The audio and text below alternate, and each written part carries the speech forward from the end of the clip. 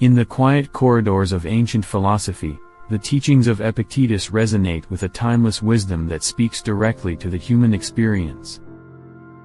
Central to his Stoic philosophy is the art of letting go, an intricate yet liberating practice rooted in the concept of detachment. For Epictetus, the path to inner peace lies in distinguishing between what is within our control and what lies beyond it. This simple yet profound dichotomy forms the cornerstone of his worldview, shaping his approach to emotional resilience, personal freedom, and spiritual clarity. Epictetus teaches that our perceptions, judgments, desires, and aversions fall within the realm of our control. These internal faculties, governed by reason and choice, are the only true possessions we have. Everything else, wealth, reputation, health, and even relationships, exists outside our sphere of influence. The essence of detachment, according to Epictetus, is not about abandoning life's pursuits or shunning the world, but about engaging with it without being ensnared by it. He urges us to embrace a life of disciplined indifference, where we appreciate what we have without clinging to it, and where we face loss without descending into despair. To cultivate this form of detachment, Epictetus emphasizes the importance of examining our attachments and questioning the emotional weight we place upon external circumstances. If we grieve over lost possessions or broken relationships, it is not the events themselves that disturb us, but our interpretations of them. It is not things that upset us, Epictetus famously said, but our opinions about things. This crucial insight reveals that suffering stems from a misguided sense of ownership over that which was never truly ours. By internalizing this Stoic perspective, we learn to adopt an attitude of serene acceptance. When a loved one departs or a cherished ambition crumbles, Epictetus encourages us to remind ourselves that these were never fully within our grasp. We are mere participants in the unfolding drama of life, where fortune and fate play roles beyond our command. This doesn't mean we love less or dream smaller, rather, it means we love and dream with an open hand, understanding that impermanence is woven into the fabric of existence. The art of letting go also involves reframing how we perceive adversity.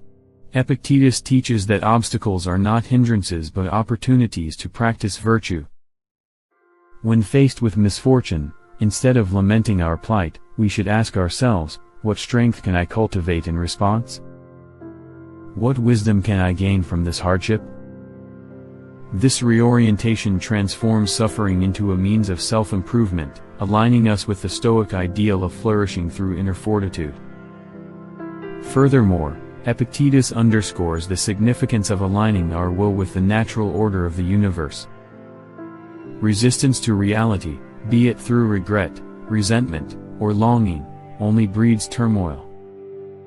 To achieve tranquility, we must harmonize our desires with the way things are, surrendering the illusion of control. This surrender is not a sign of passivity but a mark of profound strength, as it reflects a heart unshackled by fear and a mind attuned to the flow of existence. In practicing detachment, Epictetus offers a practical exercise: negative visualization. By regularly contemplating the loss of people, possessions, and pleasures, we prepare ourselves for life's inevitable changes. This mental rehearsal fosters a sense of gratitude for what we currently have while inoculating us against future sorrow. The goal is not to live in constant fear of loss but to develop a resilient mindset that can weather any storm. Imagine holding a fragile vase. You admire its beauty, but you remind yourself that it may one day break. This thought doesn't diminish your appreciation, rather, it deepens it. Another crucial element of Epictetus' philosophy is the notion of voluntary discomfort. By occasionally stepping outside of our comfort zones, fasting, enduring the cold, or practicing frugality, we fortify ourselves against future hardships. This practice builds mental toughness and reminds us that we can endure much more than we often believe. It is a way of mastering our desires and fears, training ourselves to remain steadfast regardless of life's unpredictabilities.